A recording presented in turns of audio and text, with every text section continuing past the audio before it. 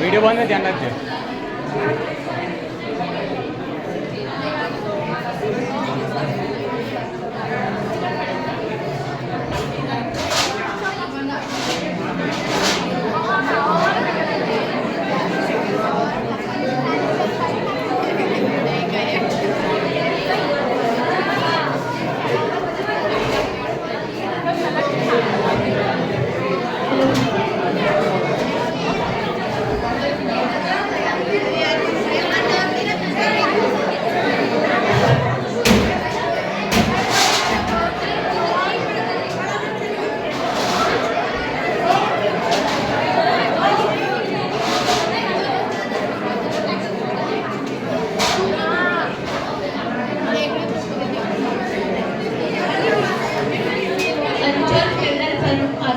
Principal sir एवं हमारे सभी आदरणीय गुरुजन, आप सभी के चरणों में सादर वंदन करती हूँ। आज के इस कार्यक्रम में उपस्थित हमारे विद्यालय के सभी वरिष्ठ जनों को सादर नमन करती हूँ।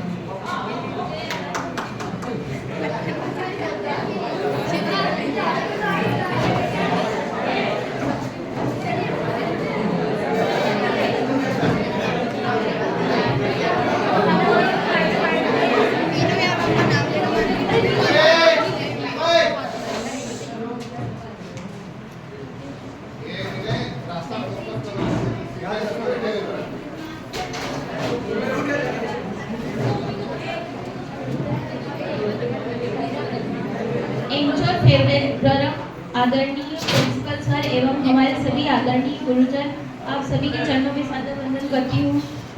आज के इस कार्यक्रम में उपस्थित हमारे विद्यालय के सभी वरिष्ठ जनों को आदर नमन करती हूँ।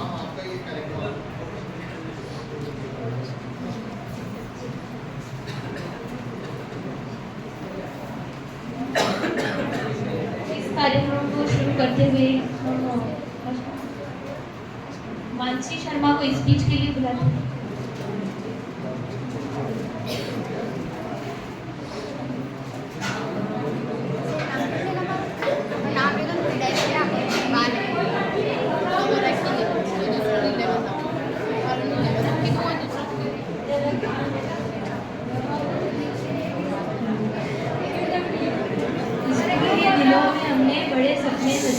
स्कूल के दिनों में हमने बड़े सपने सजाए, अब उन्हें पूरा करने की राह में चल पड़े। आज अलविदा करते हैं स्कूल की यादों के साथ, नए सपनों की खोज में हम निकल चले।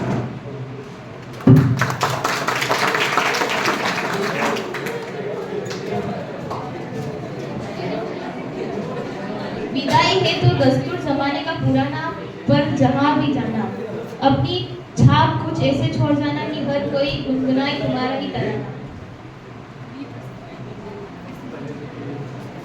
अब मैं कार्यक्रम को आगे बढ़ाते हुए प्रतिभा जोशी स्पीच के लिए।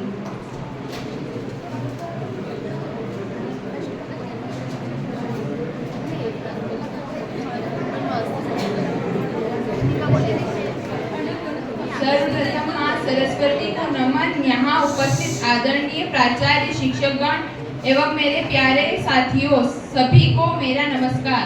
मैं आप सभी की आभारी हूँ कि मुझे आपने अवसर दिया कि मैं 2 शब्द कह सकूं। दोस्तों, ऐसा लगता है कि जैसे कुछ ही दिन हुए हैं मैंने यहाँ पर प्रवेश लिया, लेकिन अब 4 वर्ष बीत गए हैं, पता ही नहीं चला। शायद ऐसा महसूस होना इसी बात का संकेत है कि हमारा समय इस स्कूल में बहुत अच्छा, ज्ञानवर्धक एवं अनुभव से पूर्ण रहा है। मैं अपने शिक्षकों का हृदय की गहराइयों से धन्यवाद करना चाहती हूँ, जिन्होंने हमें शिक्षा एवं जीवन की राह में चलने योग्य ज्ञान प्रदान किया।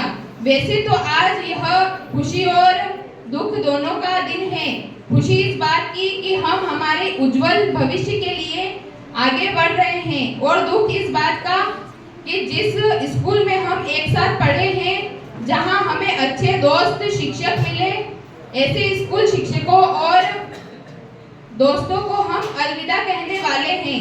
हर सुबह की घंटी अब दूर कहीं सुनाई देगी, हर सुबह की घंटी अब दूर सुनाई कहीं देगी। वो दोस्तों की बात, क्लास की शरारतें अधूरी सी लगेगी। वो शिक्षक का प्यार, वो सख्त सलाह, यही है हमारी असली धरोहर, यही हमारी राह। विदाई का ये दिन कुछ आंसू लाया है, पर सपनों की नई दुनिया का सूरज भी छाया है।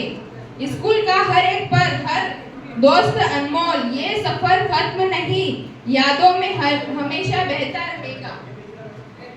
वो चलती क्लास में टिफिन खाना, वो होमवर्क न करने पर बहाने बनाना, वो जानबूझकर लेट स्कूल आना और लंच ब्रेक में बहुत धूम मचाना। कभी नहीं भूलूंगी स्कूल आना जाना, वो प्रिंसिपल सर के विचार, वो शिक्षकों का सदाचार, वो कुछ न पढ़ने वाले लाचार बच्चे और लंच में लाया हुआ अचार।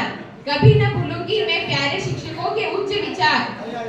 वो किसी टीचर के आने पर मस्ती भरी क्लास, वो दोस्तों की सीक्रेट बातें और वो दोस्तों से पहली मुलाकात। कभी ना भूलूंगी मैं स्कूल की हर एक बात। वो रूठे दोस्तों को मनाना, वो रोते दोस्तों को हंसाना, वो जबरदस्ती दोस्तों का नाम फंसाना, वो नई घड़ी दोस्तों को दिखाना। कभी नहीं भूलूंगी दोस्तों को अपना टिफिन खाना खिलाना। बिछड़ जाएंगे ये साथी यार, याद आएंगे हमें बेशुमार। टीचर का प्यार, टीचर की मार, सभी बच्चों की शैतानी, टीचर के लिए आदर सत्कार। दुआ है हमारी खुशियां बेशुमार हो और आने वाली बैच हमसे ज्यादा होशियार हो। धन्यवाद।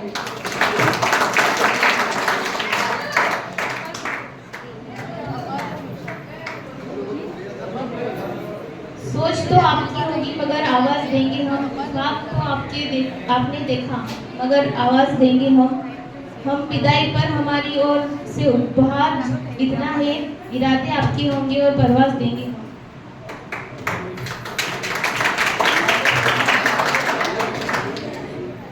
इसी कार्यक्रम को आगे बढ़ाते हुए मैं भूमिका शर्मा को इस बीच के लिए बुलाना चाहती हूँ।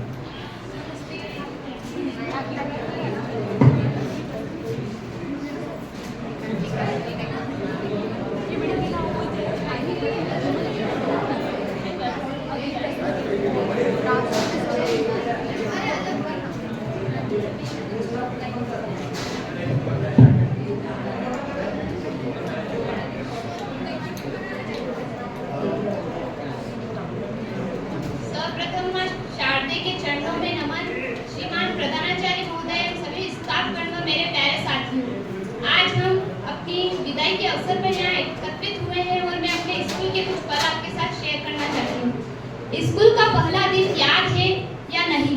चलो मैं याद करवाती हूँ। सबका लगभग सफर एक जैसा होता है।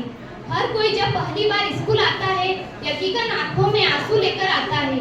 हाँ, अगर कोई मुस्कुराता हुआ आता है तो कुछ ही दिन बाद वो भी रोने लग जाता है। घर से अटैचमेंट जब स्कूल जा रहे होते हैं, मुड़ मुड़ कर माँ को देख रहे होते हैं, मुझे नहीं जाना स्कूल, हम चीखते चिल्लाते हैं, लेकिन स्कूल तक रोते रोते आ ही जाते हैं।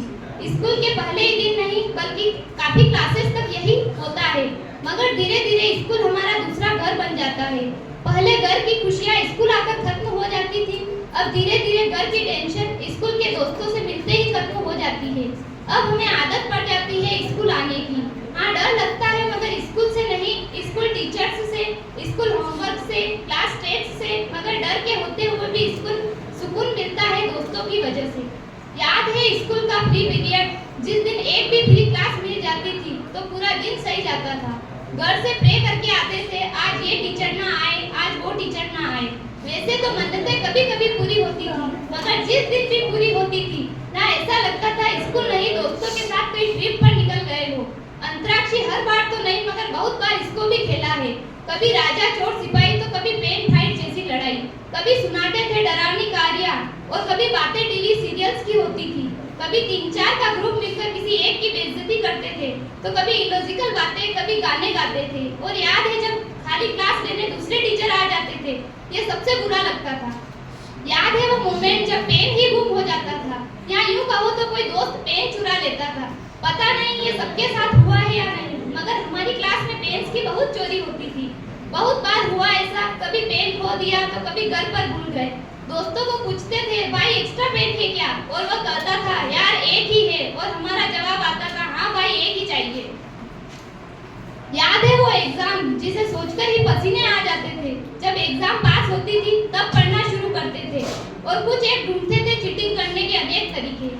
याद है जब एग्जाम शुरू हो जाते थे दिन और रात टेंशन में गुजरते थे, कभी दही खा के तो कभी भगवान से प्रेयर करके घर से निकलते थे।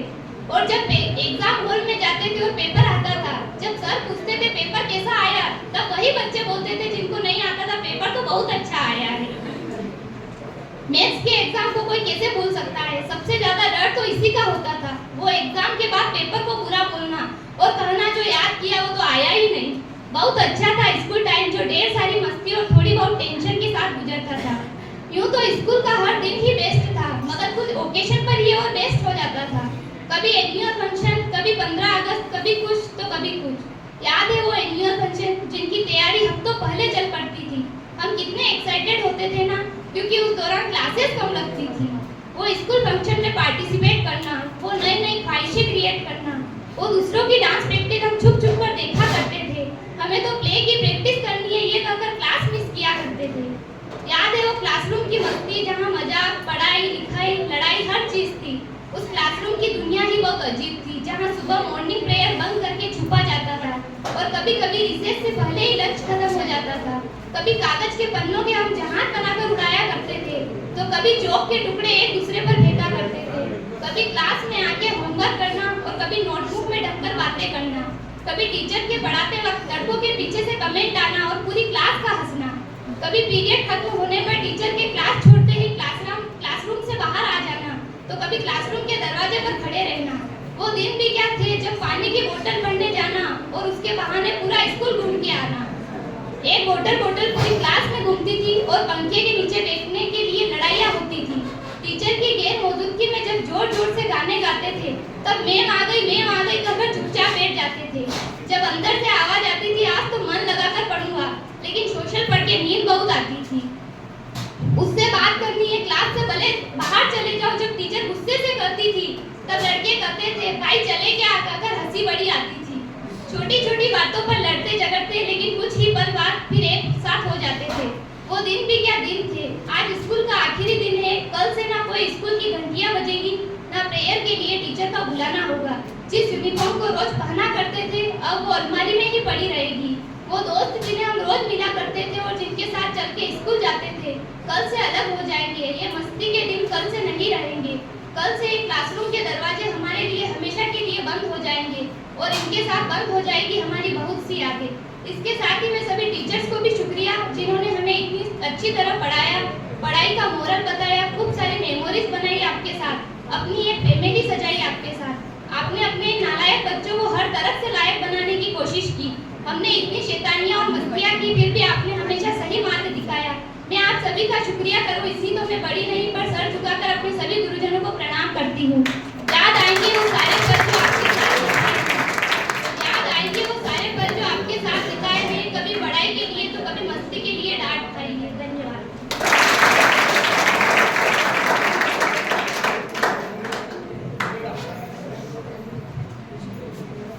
अब मैं शेखर रेना स्कूल जाना चाहती हूँ मंच पर, वो हमारे सीनियर का सम्मान करें और तिलक लगाकर सम्मान करें।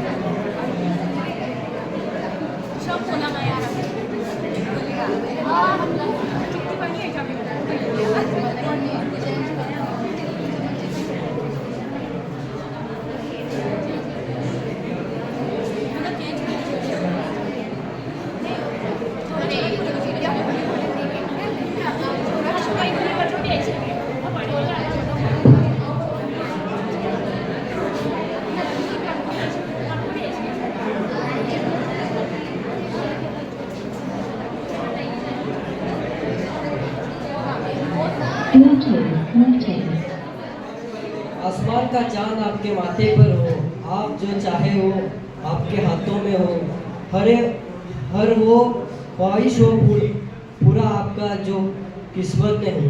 धीरज आप।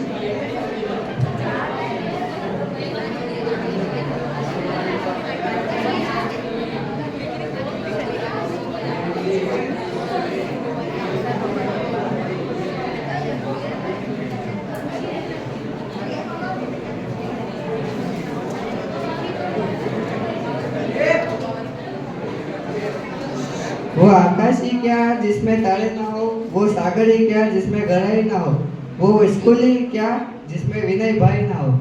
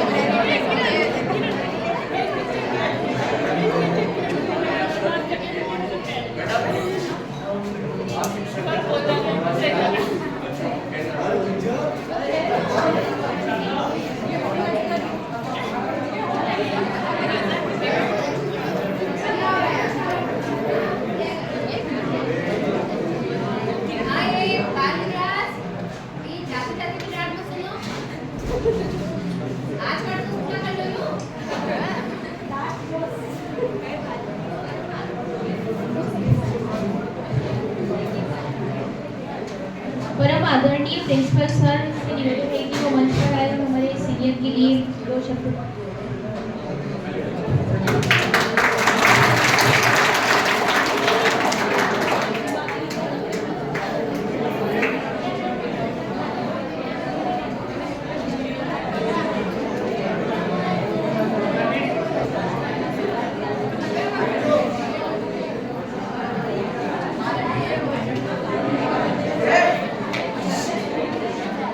विद्वान गुरुजनों, प्रिय विद्यार्थियों,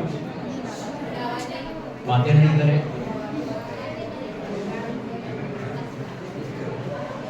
बारहवीं क्लास अपने जीवन के 12 वर्ष विद्यालय में शिक्षा प्राप्त करने के बाद में विद्यालयी शिक्षा से मुक्त हो रहे हैं और आगे की विधिवत शिक्षा जो विश्वविद्यालय की होती है उसके लिए आगे जा रहे हैं।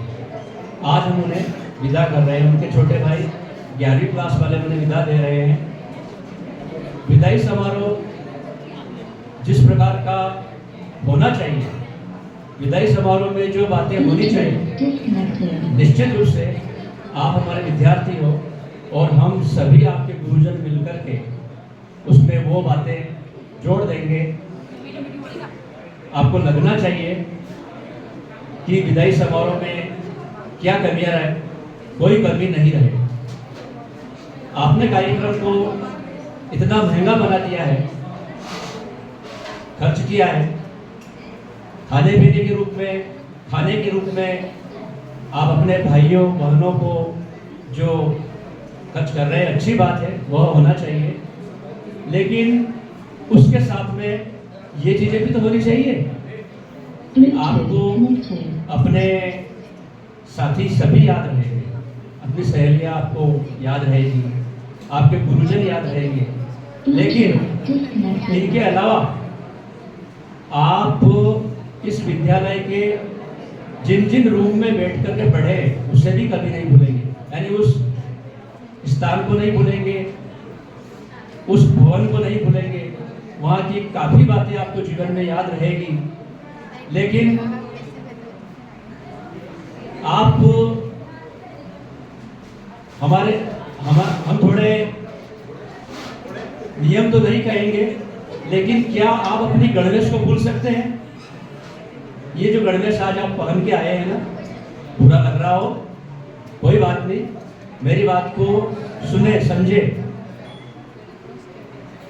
शिक्षा वह होती है जो सरलतम रूप से दी जाए तो कहीं कठिन नहीं होती है, और शिक्षा का उद्देश्य जीवन बनाना होता है, और शिक्षा का उद्देश्य जीवन का सर्वांगीण विकास करना होता है। आप भला मुझे जवाब दीजिए कि आपको इतनी चीजें याद रहेगी, आपके साथी, आपके गुरुजन सभी याद रहेंगे। शुरू पहली क्लास के भी अभी आपको, आप 12वीं क्लास में पढ़ते, इतने साल हो गए ना, तो आपको कितना अच्छा लगता होगा जब पहली क्लास के शिक्षक ने या पहली कक्षा का कोई साथी होगा, कितना अच्छा लगता होगा, कितनी बड़ी बात होगी आपके जीवन की। मैं आपको आपके शिक्षक के रूप में बोल रहा हूं, और पीछे से जो बातें आ रही है, बातें होनी नहीं चाहिए, कोई एक शब्द भी नहीं बोले। आप 12वीं यानी 10 साल पहले के गुरुजन को नहीं भूल, कितना अच्छा लगता हो, कितनी मधुर स्मृतियां आती है। किसी ने कोई बात बताई होगी, कोई शिक्षा दी होगी, आपको कितनी याद रहती है। तो आप जब समझने लगे, 9वीं से समझने लगे, काफी कुछ समझने लगे आप, 9वीं 10वीं 11वीं 12वीं, 4 साल आपके जीवन के, शिक्षा वाले जीवन के बहुत ही महत्वपूर्ण। तो इनकी यादें नहीं भूल पाएंगे आप, काफी नहीं भूल पाएंगे। तो क्या आप अपनी गणवेश को निकाल सकते हैं उसमें से? आपको ये यूनिफॉर्म है ना, जो 2 साल बाद में आप स्वतंत्र हो रहे हो, आज के बाद 2 साल बाद में है ना, ये यूनिफॉर्म आपको यूं लगेगी कि हमारे विद्यालय यूनिफॉर्म कितनी बढ़िया है।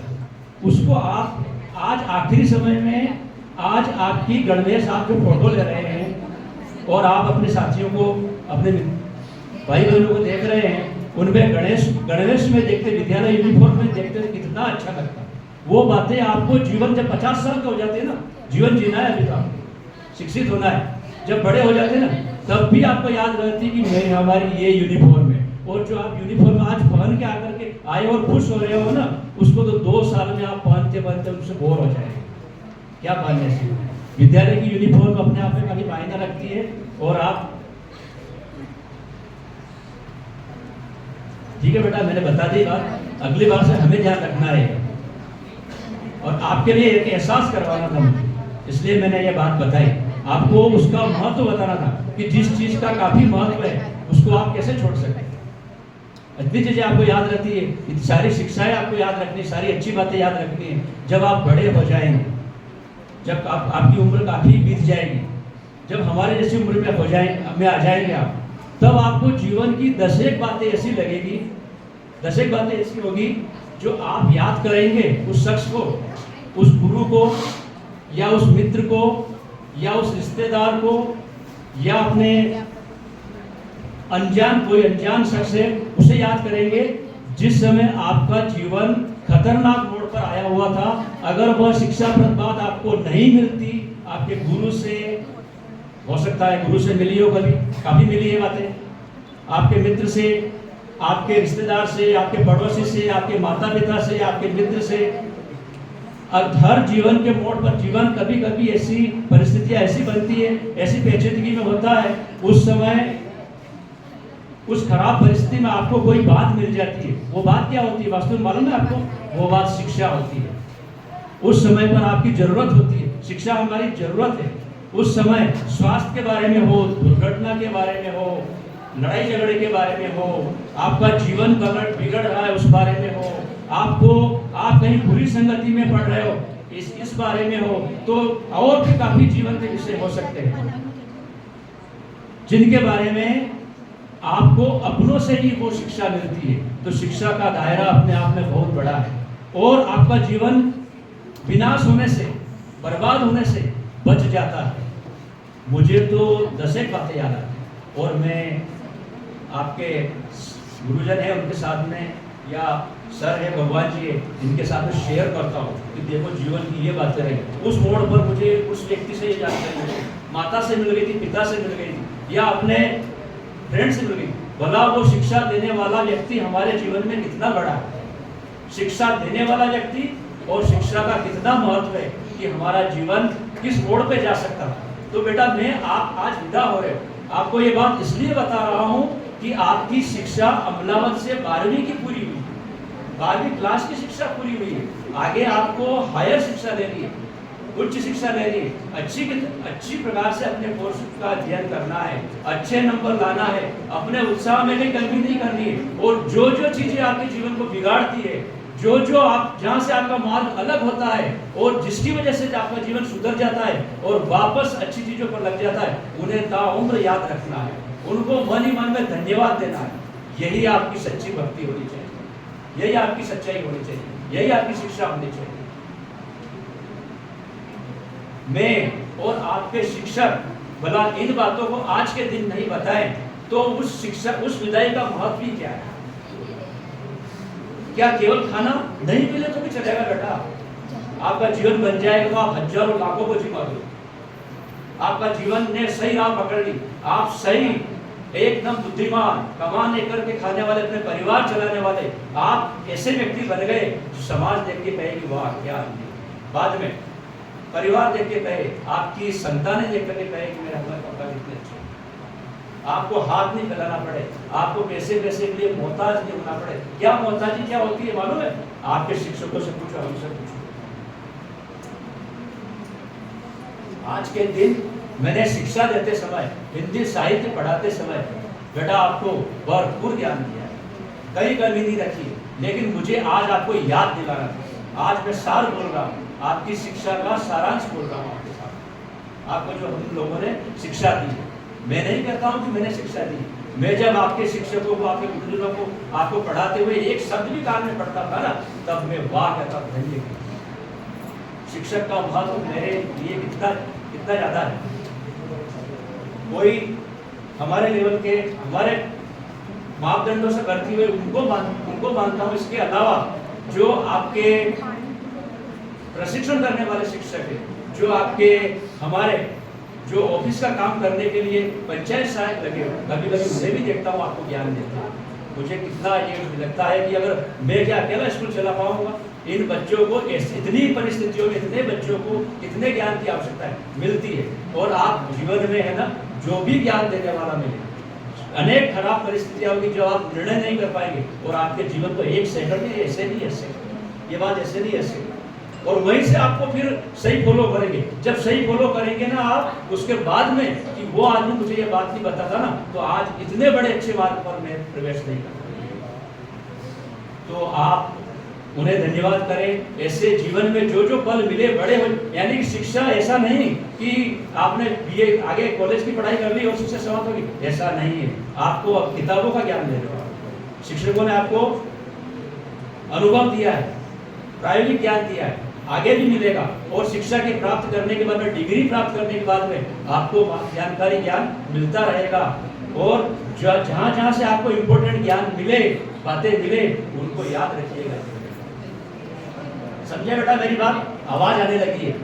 बात अभी भी, यानी मैंने जो आपकी विदाई समारोह में मैं जो बताना चाह रहा हूँ कि शिक्षा रुकी नहीं है।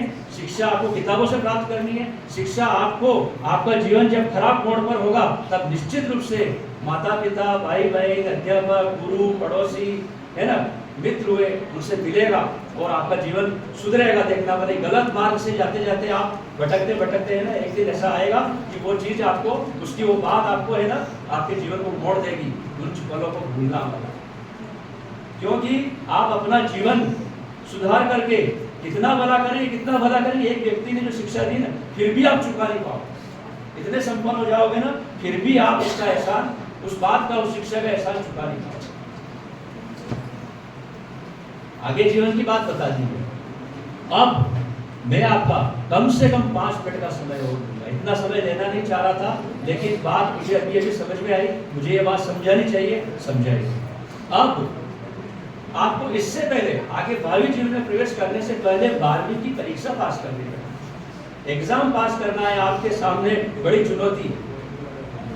और इसके लिए आप अपना आत्मविश्वास बराबर बनाए रखें, अपनी हिम्मत बराबर बनाए रखें। और परीक्षा से पहले अपने आप को तैयारी में अभी भी लगा दें।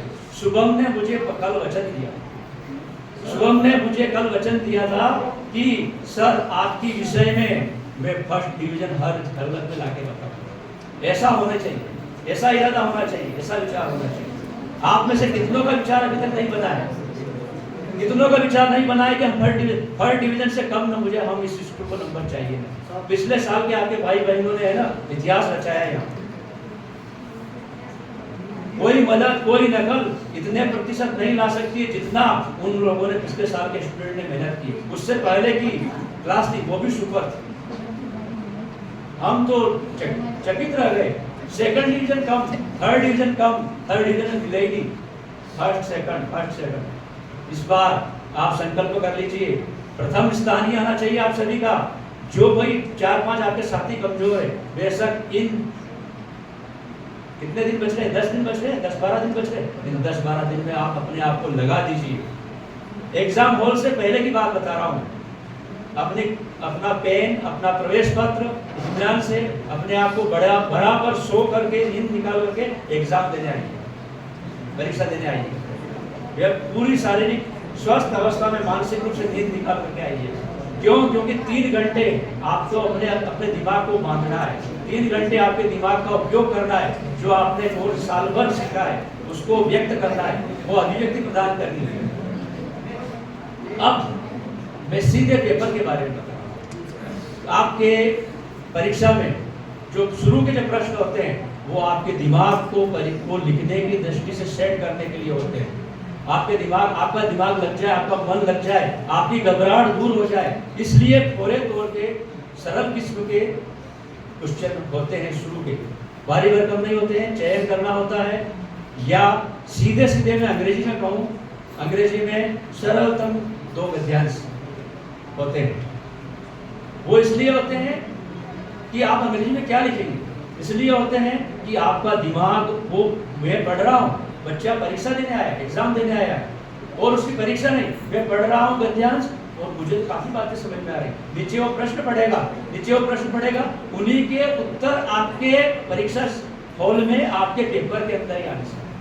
आपके हिंदी में और अंग्रेजी में इस प्रकार की परीक्षा होती है कि आपको उत्तर वहीं दे रखे हैं। बड़े सुकून से, बड़े इत्मीनान से, बड़े तेज से दिमाग को बिगाड़ना नहीं है और उसमें से उत्तर का चयन करना है, वहीं से उत्तर का चयन करना है। आपका दिमाग 2-4 शुरू के प्रश्न ऐसे होते हैं, सरल होते हैं हिंदी में और अंग्रेजी में। उसका उद्देश्य यही है कि बच्चे का दिमाग जम जाए। 2 गद्यांश होते हैं हिंदी में और अब सदे वाले 10 प्रश्न होते हैं। पहले में 10 प्रश्न होते हैं। पहले केवल आप प्रश्न संख्या लिखें। टीचर को पता है, टीचर जांचने वाले को पता है, पेपर लेके बैठते हैं। पहले के अंदर फिर 10 प्रश्न है, उसके नीचे पहले का फर्स्ट, और उसका अ राइट है तो अ, ब राइट है तो ब, स राइट तो स, वो लिखने के बाद में साफ सुथरी राइटिंग में और उसका विकल्प कौन सा सही है वो लिख देना है। इसका इस पर फिर उसके बाद दूसरा, फिर तीसरा, फिर उसके बाद में आप क्रम से, यानी कि पहले में 10 प्रश्न थे, 10 में से 5 यहाँ हल कर दिए, 5 एक और किसी जगह हल कर रहे हो, एक और किसी जगह। शिक्षक का नंबर देते समय है ना दिमाग बिगड़ जाता है, बड़ी मुश्किल से कॉपी जचती है, बड़ी दिक्कत आती है। और आप एक प्रश्न के 10 भाग है आप अलग अलग जगह कर देते हैं। सुन रहे हो कार्य वाले, समझ में आ रही बात? अलग अलग जगह नहीं करना है, उसके सारे भाग एक साथ करना, लगातार करना। एक एक लाइन छोड़ दीजिए, आपको वो उत्तर अ राइट था ब राइट था नहीं आ रहा है, छोड़ दीजिए। स राइट, द कौन सा विकल्प राइट था नहीं, वो जगह छोड़ दीजिए, फिर याद आ जाए फिर लिखिए। आप उस एक प्रश्न के 10 भाग होते हैं, अलग अलग जगह नहीं करेंगे। आगे के प्रश्नों में 4 भाग होंगे। रिक्त स्थान भरना है, दूसरे ने रिक्त स्थान भरना है और पूरी लाइन लिखनी, पूरी प्रश्न की भी मत लिखिए, रिक्त स्थान वाली लिखने की लाइन भी मत लिखिए। बीच में रिक्त स्थान क्या भरना था, दूसरे के पहले में क्या भरना था वो लिख लिया, दूसरे के दूसरे में क्या रिक्त स्थान में आपको भरना था वो लिख लिया, तो आपको नंबर अच्छे मिलेंगे। शिक्षक का समय बचेगा, कोई व्यवधान पैदा नहीं होगा, कोई गलती नहीं होगी, आपके नंबर मार्क में टोटल में गलती नहीं आएगी। इस प्रकार से लिखते जाए आप। और कोई भी प्रश्न, दूसरी खास इंपॉर्टेंट बात है, किसी भी विषय का कोई भी प्रश्न आप छोड़ करके नहीं आए। अगर आप 4 नंबर का प्रश्न छोड़ देते हैं, इसके लिए आपको क्या करना है?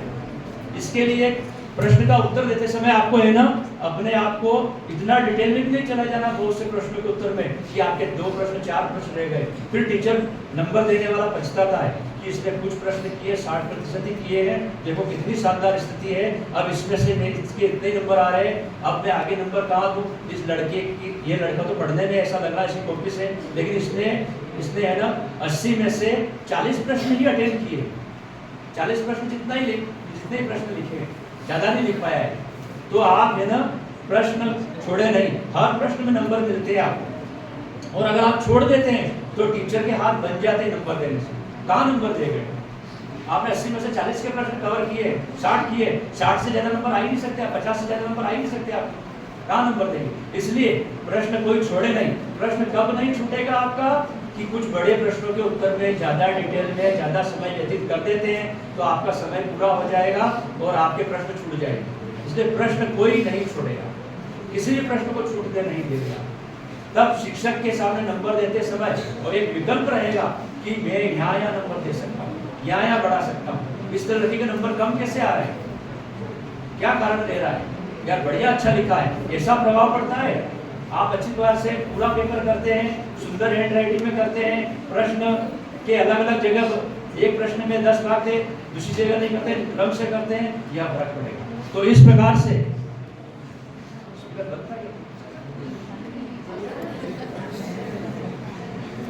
हाँ बेटा सुनिए, परीक्षा आपको बड़े देर से बड़े बिना किसी डर से, और आपको इस सोच में नहीं रहना है कि हमें किसी प्रकार की मदद मिल जाएगी, इसलिए पढ़ाई कर रहे हैं।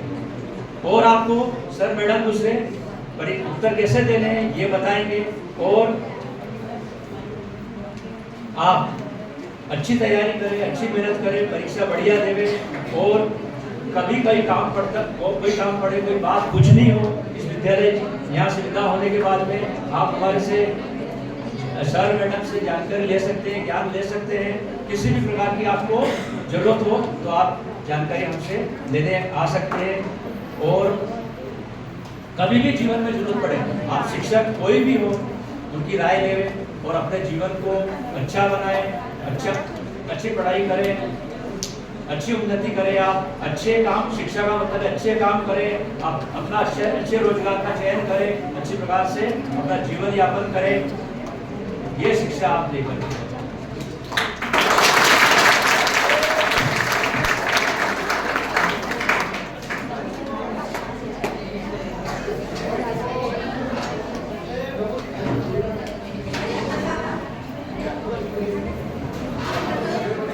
इसी कार्यक्रम को आगे बढ़ाते हुए मैं दीपेश मेघवाल को बुलाना चाहती हूँ।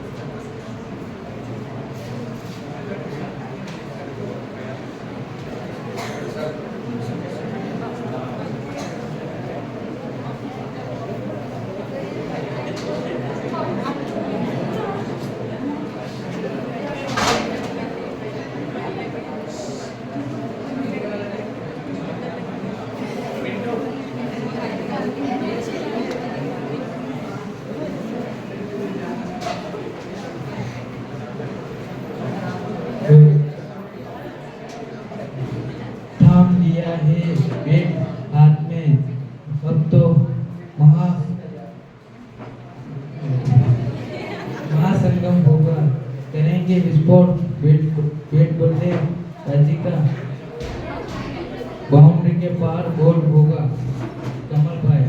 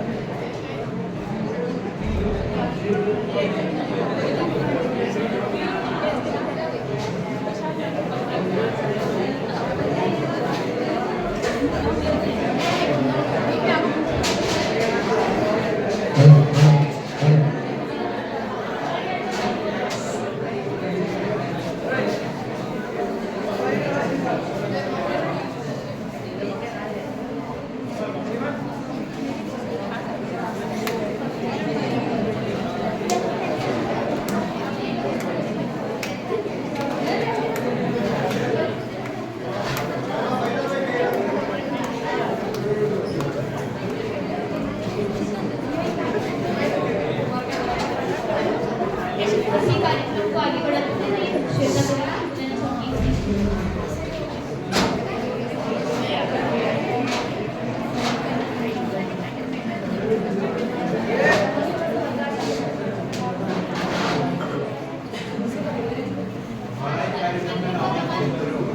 प्रधानाचार्य, सभी शिक्षकगण, मेरे साथी और छोटे बड़े भाई बहन, मैं आपके सामने कुछ पल बताना चाहती हूँ। जिंदगी निर्मित अक्षर भी ना चुका पाएंगे हम, जिसका कर्जा माँ ही नहीं भगवान के बराबर गुरु का भी है उतना ही महान दर्जा।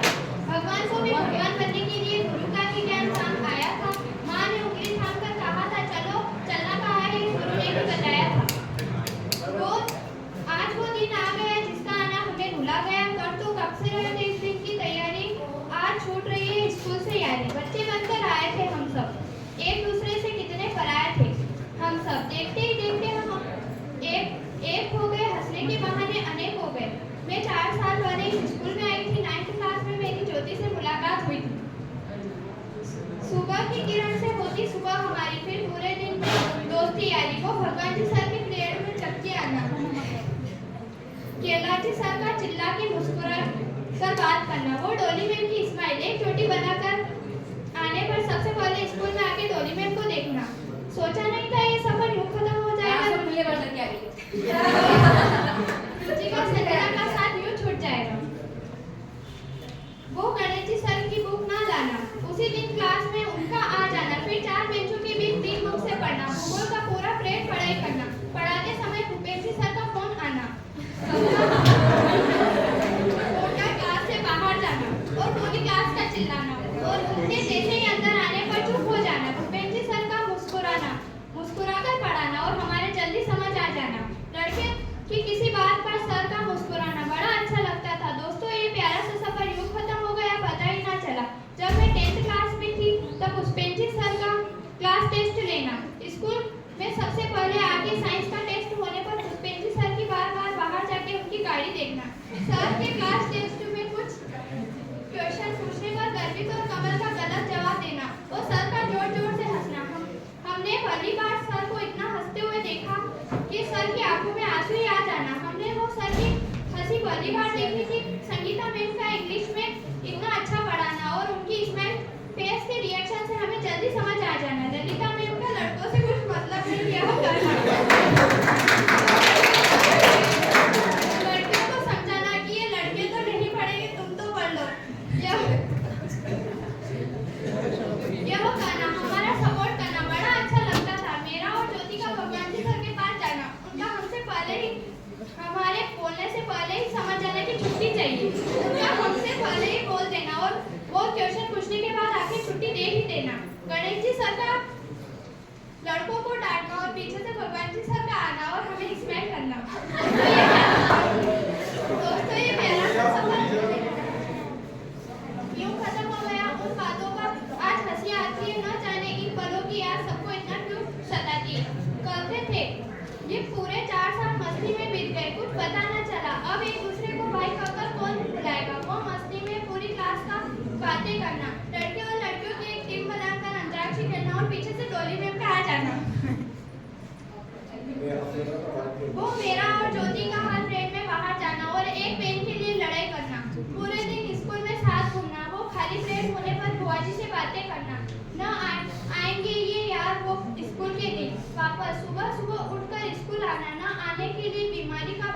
अब कमल और अर्पित की कॉपी फाइल कौन कंप्लीट करेगा और अर्पित को चाटे मारना, उसका स्माइल करना, कमल का उसकी फाइल कंप्लीट करने के लिए पूरी क्लास में बार बार बोलना। कुलदीप का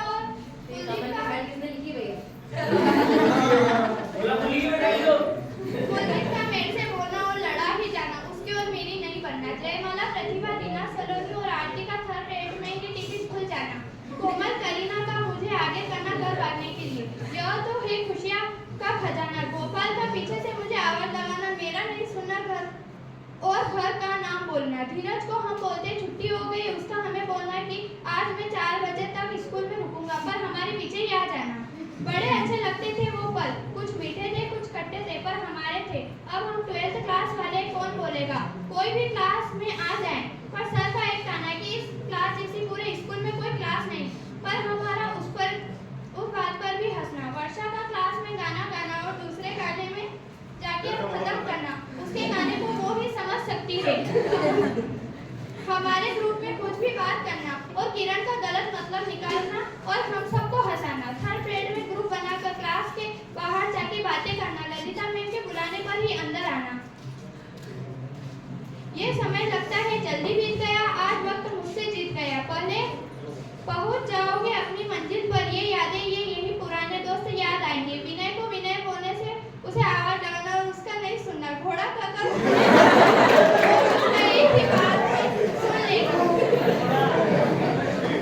उसका बुरा नहीं मानना, हमको कुछ नहीं बोलना, स्माइल कर देना। रोहित कार्तिक की आवाज यूं तो बहुत तेज है, पर किताब पढ़ते समय उनकी आवाज का गायब हो जाना। धीरे धीरे किताब पढ़ना। हमारा लंच के बाद स्कूल से भाग जाना, फिर दूसरे दिन स्कूल में आके सभी सर से डांट खाना। कोई भी बात सर तक पहुंचाने की बात गर्वित को बोलना, उसका सबसे पहले मुझे नोटिस करना।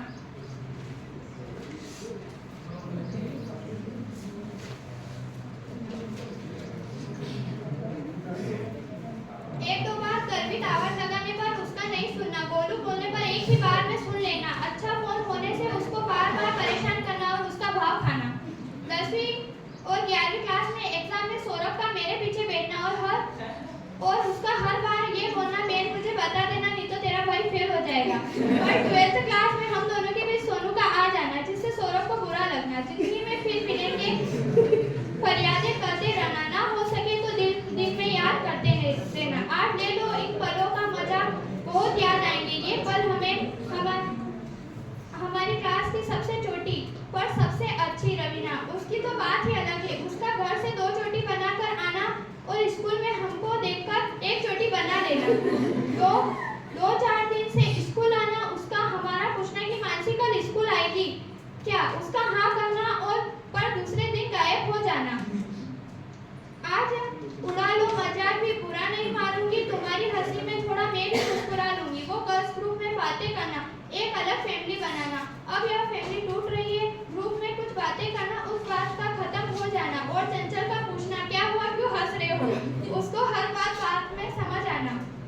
आगे बैठ के पीछे चंचल से लड़ाई करना और एक पोर्टर का पूरी क्लास में घूम जाना, उसको भरने बार बार क्लास से बाहर जाना। स्कूल में कुछ भी फंक्शन हो, सबसे पहले भूमिका से डिस्कस करना। क्लास टेस्ट में उसके पास बैठने के लिए लड़ाना, क्लास टेस्ट में उसको परेशान करना। सब टीचर की फेवरेट होने से उसको चिढ़ाना। हर काम में उसको आगे करना, क्योंकि हमें पता होता था कि सर इसकी बात नहीं टालेंगे। मैंने इन 4 पलों में 4 साल के पल बताए हैं, ये पल अब लौट कर नहीं आने वाले। दिल थाम लो, आंखें मीच लो, हो रहे हैं हम जुदा, ना चाहते हुए भी करना पड़ रहा है अलविदा अलविदा।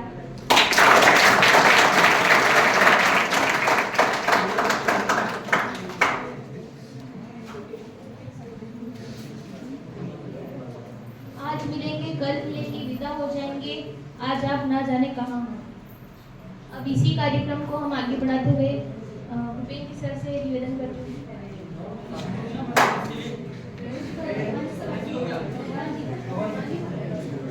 सर आए हमारे क्लास टीचर।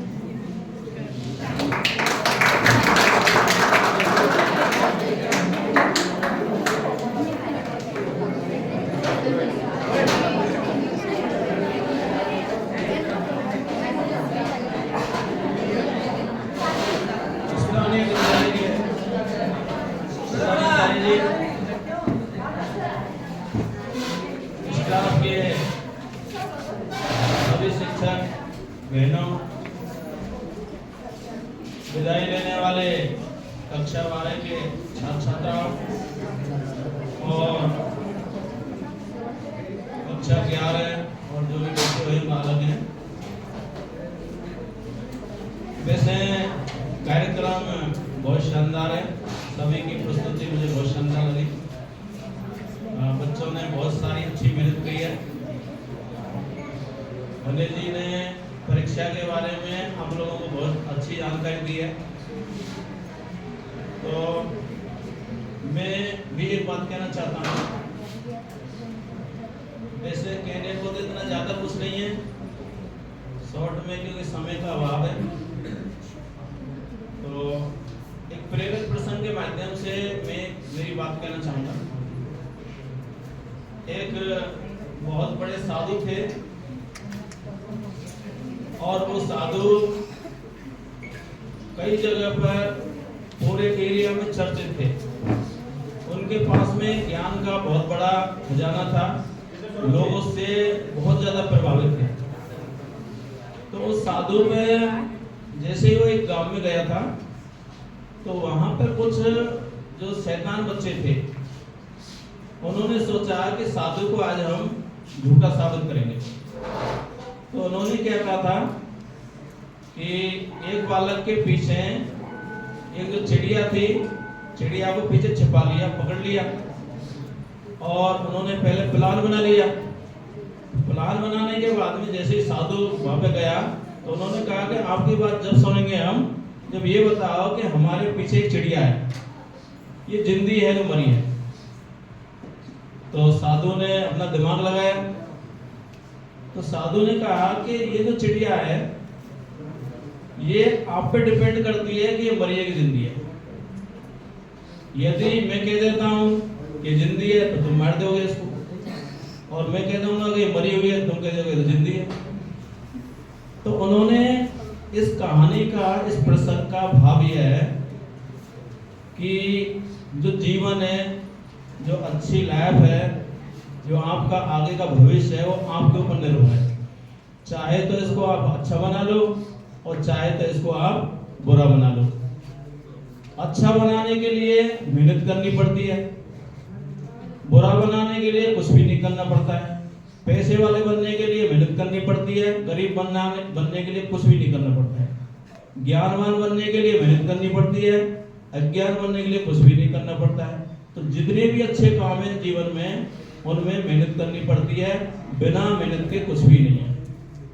तो आप लोग अपने भविष्य में जहाँ पर भी जा रहे हो, आप जिस क्षेत्र में भी, जिस कैरियर में जाओगे, आप कोई एसटीसी करेगा, बीएड करेगा, तो उसमें आप अपने पूरे मनोयोग से और अपना लक्ष्य बनाकर, गोल बना करके, और अभी अपना गोल है इसमें 12वीं क्लास में अच्छे डिवीजन से पास होना। तो इसमें अपने समय का सदुपयोग करें और समय का प्रबंधन करें और ज़्यादा से ज़्यादा आप अपना परीक्षा में परफॉर्मेंस दें। मेरी तो यही शुभकामनाएं। धन्यवाद।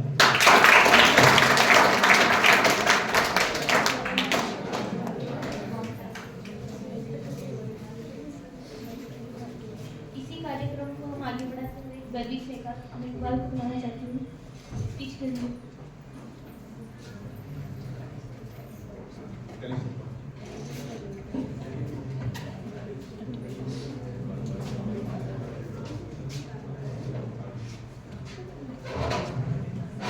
नमस्कार आदरणीय प्रधानाचार्य और मेरे माननीय शिक्षक महोदय तथा मेरे प्यारे दोस्तों। आज हम जीवन के ऐसे स्थान पर खड़े हैं जहां हमें पीछे मुड़कर देखना बहुत जरूरी होता जाता है।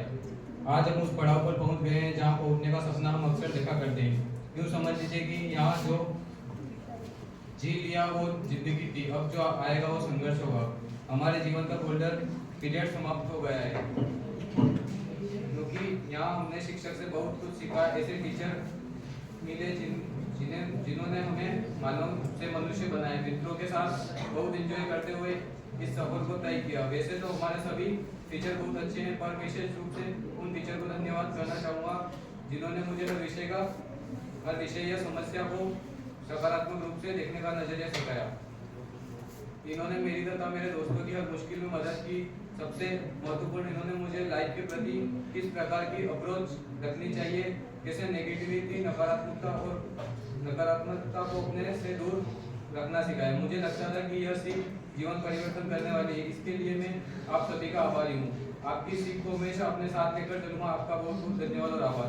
इस संस्था से जो सबसे कीमती चीज मिली है वे मेरे सभी दोस्त थे, जो मेरे लिए जीवन भर का रिश्ता, इसके साथ हंसा खेला और गम साझा किया। मैंने आप लोगों के साथ उन पलों को जिया जिसे मैं कभी नहीं भूल सकता, जिनकी मुझे आदत सी हो गई है। अब सोचता हूँ कि अब रोज मिलना नहीं होगा तो कैसा महसूस होगा, पर मुझे लगता है कि निरंतर चलते रहने का नाम ही जिंदगी है। हमें हमेशा आगे बढ़ते रहना होता है। हमें अपना आगे का करियर बनाना है, तो हमें आगे बढ़ते ही रहना होगा। मैं आप सभी के उज्जवल भविष्य की कामना के बाद अब आप से सभी से विदा लेता हूँ। यहीं पर अपने शब्दों को विराम देता हूँ। धन्यवाद।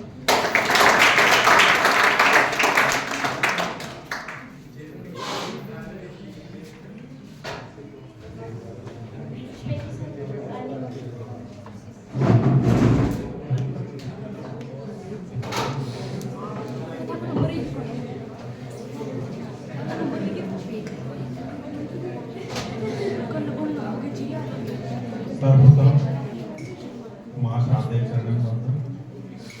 आज के हमारे कार्यक्रम के अध्यक्ष महोदय को, यहाँ प्रधानाचार्य महोदय, विद्यालय के सभी स्टाफ साथियों, विदा लेने वाले प्यारे बच्चों और विदा देने वाले प्यारे बच्चों, जैसा कि देख के लग रहा है अभी जब से मैं 2018 में यहाँ आया हूँ इस स्कूल में, 2018 से अब तक की जो विदाई कार्यक्रम देख रहा हूँ, ये सबसे बहुत अच्छा कार्यक्रम लगा मुझे। बच्चों ने खुलकर के पैसे खर्च किए, ऐसा लग रहा है, तन मन धन सब कुछ लगा दिया है। इसके लिए मैं आपको बधाई देता हूँ, कक्षा 11 को और क्लास टीचर को, इतना अच्छा अरेंजमेंट किया है। आज जब विदाई की होती है तो अच्छा भी लगता है और बुरा भी लगता है। अच्छा इसलिए लगता है कि आप सब यहाँ से अब 12वीं कक्षा पास करके आगे अपने जो आपका जो क्षेत्र है जिसमें आप जाना चाहते हैं चॉइस करके उसमें आगे बढ़े, उसमें सफलता अर्जित करेंगे। अच्छी बात है। दुख की बात यह है कि इतने समय तक यहाँ पे इस स्कूल में रहते एक जुड़ाव हो जाता है, शिक्षक का भी जुड़ाव होता है छात्रों के साथ। तो अब आप दिखेंगे नहीं कि इस एग्जाम के बाद तो थोड़ा सा लगता है कि हाँ बच्चे अब जा रहे हैं, तो थोड़ा सा हमारे लिए भी डिसअपॉइंटेड करने वाली बात होती है। और खास करके ये बैच बहुत अच्छा था कक्षा 10 तक, मैं कह रहा हूँ कक्षा 10 तक हमें आपसे बहुत आशा थी और अपेक्षित परिणाम भी मिले हैं कक्षा 10 तक। लेकिन 11वीं और 12वीं में मैं जो चाहता था वो परफॉर्मेंस मुझे आपकी नजर नहीं आई। आशा करता हूँ परीक्षा में फिर से वो परफॉर्मेंस नजर आए, क्योंकि इसमें बहुत अच्छे अच्छे नाम हैं जो इस स्कूल का नाम रोशन कर सकते हैं पढ़ाई में। नाम में किसी व्यक्तिगत बच्चे का नाम नहीं लूंगा, लेकिन मुझे पता है कि पढ़ने वाली बच्चियां भी हैं, बच्चे भी हैं इसमें। तो मुझे मेरी आपसे यही आशा है कि आप वापिस से परीक्षा में जो पुराना प्रदर्शन है कक्षा 10 का वो दोहराएं और इस विद्यालय का नाम रोशन करें। आपके प्रवेश पत्र अभी तक अपलोड नहीं हुए हैं, माध्यमिक शिक्षा बोर्ड की साइट पे मैंने चेक किया था। जब भी प्रवेश पत्र लोड होंगे आपको ग्रुप के माध्यम से सूचना दे दी जाएगी। आप सभी चाहें तो एक दिन आएंगे तो आपको साथ साथ निर्देश उसी दिन प्रदान किए जाएंगे। तो मेरी अपेक्षा रहेगी कि आपको जब सूचना दी जाए तो सारे बच्चे एक ही दिन आ जाए, तो आपका काम निपट जाएगा और आपको अपेक्षित सूचनाएं भी प्रदान की जाएगी। धन्यवाद।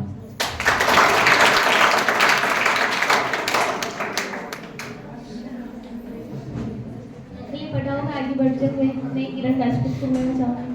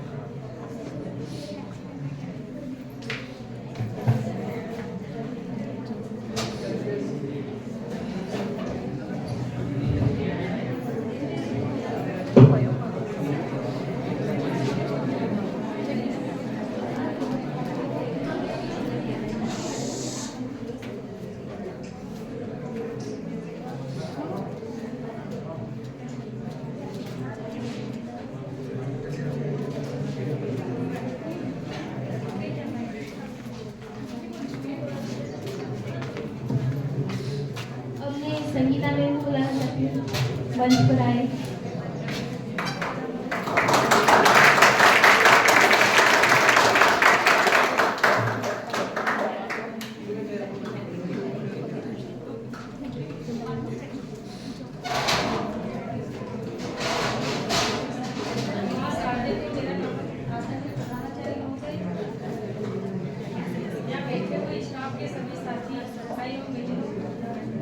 विदा देने वाले छात्र छात्राओं को विदा लेने वाले छात्र छात्राओं, वैसे मुझे कहने में ये तो नहीं है कि ये जो इस विद्यालय का जो बेच है, अगर वास्तव में अगर ये मेहनत करता तो इसका जो रिजल्ट है, जिस तरह से इन्होंने धमाकेदार मस्ती की, इन्होंने अपने जिसमें अपने जो रिपोर्ट इन्होंने दी है पूरी 4 साल की जो रिपोर्ट दी है, अगर वो रिपोर्ट अगर रिजल्ट में बदलती है तो शायद वो रिजल्ट भी धमाकेदार आएगा, ऐसा मुझे विश्वास भी है। मैं विश्वास कर रही हूँ, शायद आप सभी मेरा विश्वास नहीं करो। और 2 लाइन ही 2 शब्द ही बोलना चाहूँगी। जैसा कि आप एग्जाम में इधर उधर करते रहते हैं, वो मुझे अच्छा नहीं लगता है। तो बस यही कहना है कि दूसरों के चरणों में गिरकर कामयाबी पाने के बदले, दूसरों के चरणों में गिरकर कामयाबी पाने के बदले अपने पैरों पर खड़ा होना सीखो, अपने पैरों पर खड़ा होना सीखो।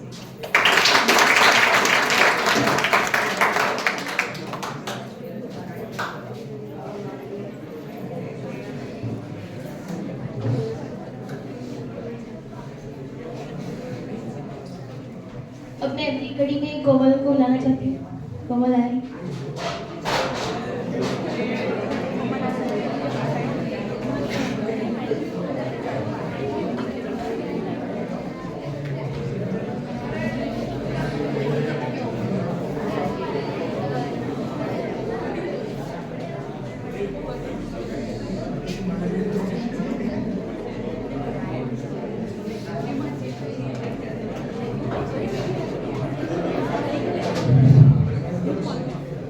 सर्वप्रथम माँ शारदे वर्मा हमारे विद्यालय की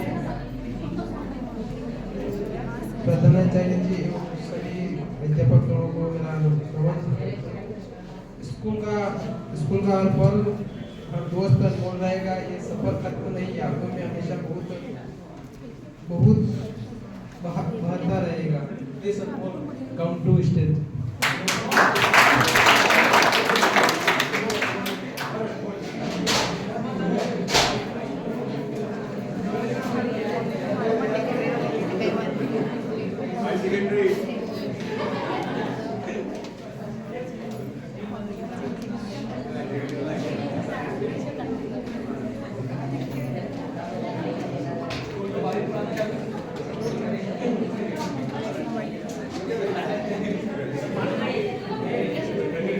इसी कार्यक्रम को आगे बढ़ाते हुए मैं ललिता मैम को बुलाना चाहती हूँ।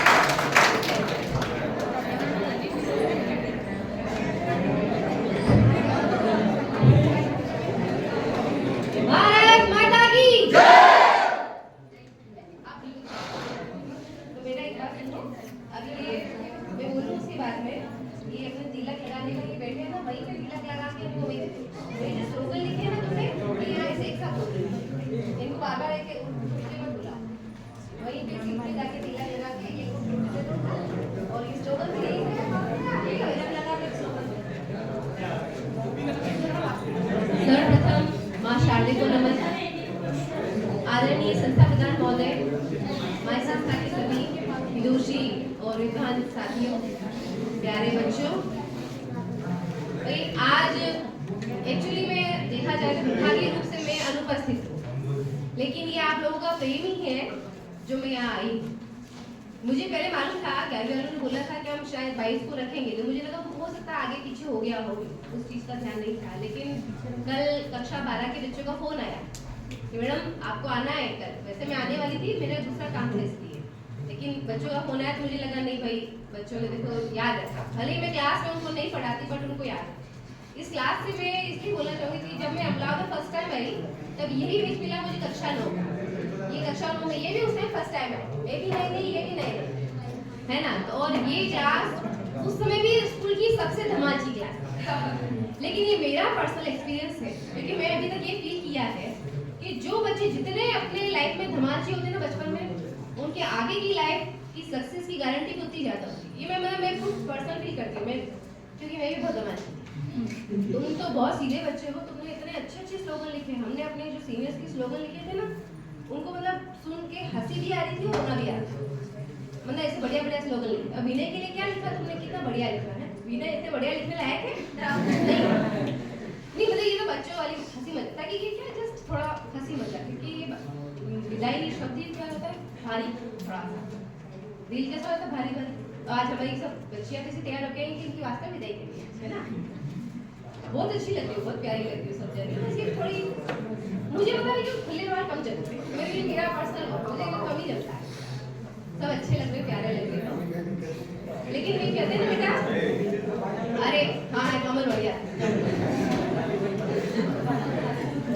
अब बेटा कक्षा 12 के बाद में कहते हैं ना, छोटे होते तो आपको लगता है बहुत बेकार लाइफ है, बच्चे होना कितना मुश्किल है। सब सोचते हैं, हम भी छोटे थे, हम भी सोचते हैं मम्मी पापा की लाइफ कितनी बढ़िया, आपको टेंशन ही नहीं, ना उनको पढ़ना है, ना उनको एग्जाम देना है, ना उनको स्कूल जाना है, मस्त आराम से उठो अपना काम करो, मर्जी हो ये कर लो, मर्जी हो वो कर लो, कोई टेंशन ही नहीं। मतलब मैं खुद भी ये सोचती थी और आज मेरा बच्चा भी यही सोचता है, क्योंकि वो कब बोलते हैं मम्मा यार आपकी बढ़िया है, आपकी कोई टेंशन नहीं है, एग्जाम ही नहीं देने। मुझे बेटा अभी तू भी यही बोल रहा है, मैं भी यही बोलती थी, क्योंकि बेटा जब परीक्षा की जिंदगी खत्म होती है ना, तब जिंदगी की परीक्षा चालू हो जाती है।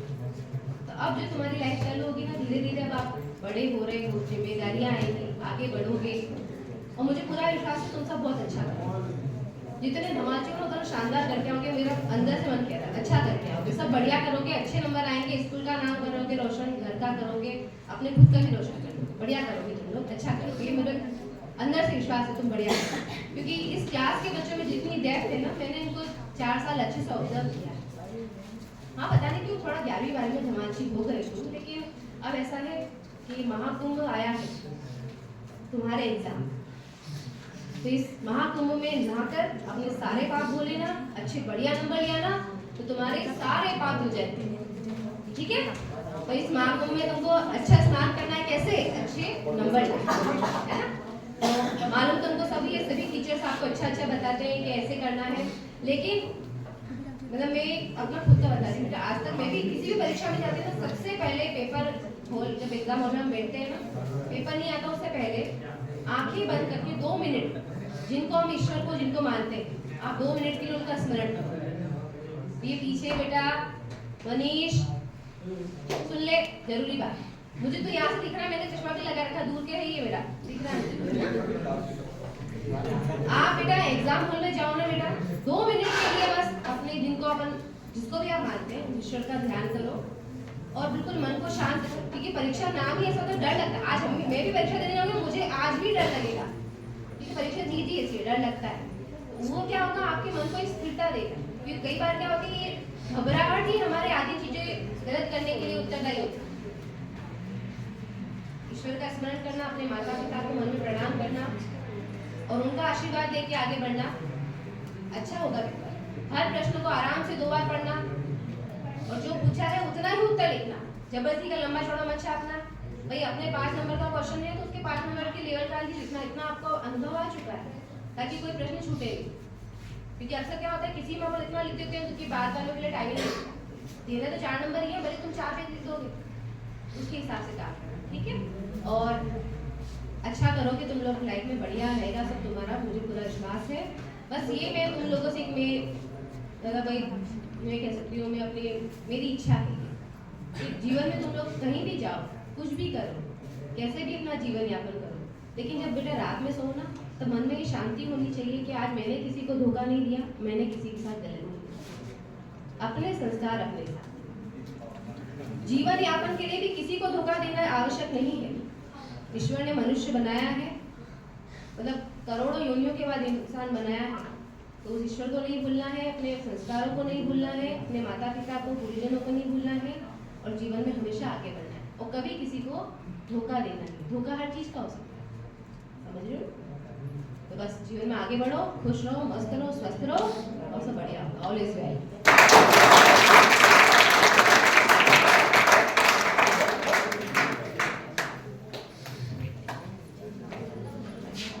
अब भूपेंद्र सर से निवेदन है कि आए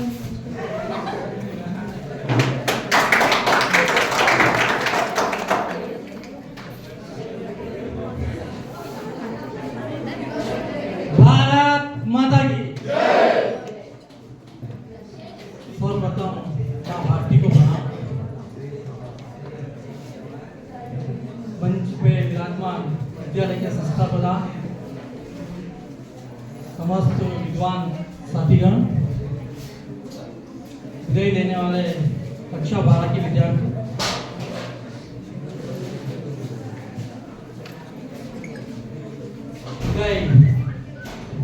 जो कक्षा 12 के विद्यार्थियों के लिए जो तैयारी करी है, कक्षा 11 के जो विद्यार्थी हैं, सब जो बालिका हैं, जो बालक हैं, बालक तो खाने में लग रही थी, यहाँ दिख ही नहीं रहे या हाँ खाने में, और जो प्यारे छोटे बच्चे हैं, बेटे हैं, जो इस कार्यक्रम के चश्मदीद बन रहे हैं कि विदाई देते कैसे हैं, विदाई ले कैसी जाती है, उसके लिए आपका भी नंबर आएगा जब आप नियमित रूप से इसी विद्यालय में आप अंग रहेंगे। तो मैं चाह रहा था कि इस विद्यालय कक्षा 12 के जो जितने भी शिक्षक गण हैं, वो जो पढ़ाने जाते हैं तो वो सब आके बोले इन बच्चों के बारे में बताया कैसा क्या है। लेकिन एक कमी रहेगी ललिता मैडम की, कि ललिता मैडम आके भी कुछ बोल देते हैं इन बच्चों के लिए, तो अच्छा लगता है, बच्चों को भी अच्छा लगता है कि मैडम ने भी वर्ष भर मेहनत करी आप लोगों के लिए। मैडम वर्ष भर आपने परेशान भी किया, परेशान भी किया ना, परेशान तो सबको किया। जब सेशन स्टार्ट हो रहा था तब सबसे पहले प्रथम टेस्ट में तो आपने संगीता मैडम को परेशान कर दिया था लड़कों ने। जो टेस्ट दिया था मैडम ने, वो टेस्ट नहीं लिया, फिर मैडम ने अगला टेस्ट भी रखा, उसमें भी आप अनुपस्थित रहे, आपके लिए नोटिस भी जारी किए, सब कुछ जारी किए। लेकिन ये चीजें चलो ठीक है, आपका विद्यार्थी जीवन है, विद्यार्थी जीवन में थोड़ी मैडम ने बताया कि सब मस्ती में रहते हैं, सब अपने अपने धमाल में रहते हैं, तो आप भी इस मस्ती में थे, धमाल में थे, चलो ठीक है, ये समय आपका गुजरा है। लेकिन आने वाला जो समय है आपका, वो बड़ा संघर्ष का, क्योंकि आपकी किशोर अवस्था यहाँ समाप्त हो चुकी है, समझो समाप्त होने के कगार पे है। आगे आप युवा अवस्था के शिखर की ओर आपने कदम रख दिया है, क्योंकि आपको अब लग गया होगा कि आपकी रुचि किन विषयों में।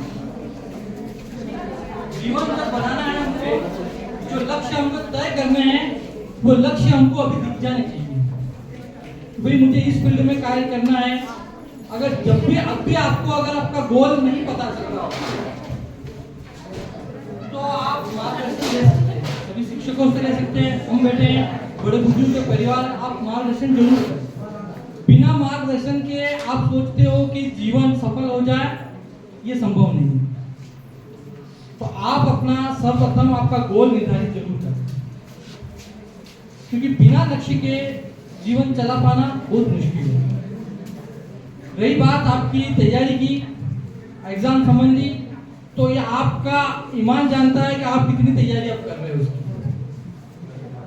क्योंकि हमने तो जो वॉच किया था, सभी ने वॉच किया था, अभी तक का जो परिणाम निकल रहा है ना, वो 0 निकल रहा है। आपको अभी मुझे हमारी बात बुरी लग रही हो कि सर विदाई के समय ऐसी कैसी बात बोल रहे हैं, लेकिन जो हमारा सबका जो निष्कर्ष है, पुष्पेंद्र सर ने भी अपना बताई, जो लग रहा है मतलब वो 0 लग रहा है। ऐसा क्यों लग रहा है? कभी आपने सोचने की कोशिश करी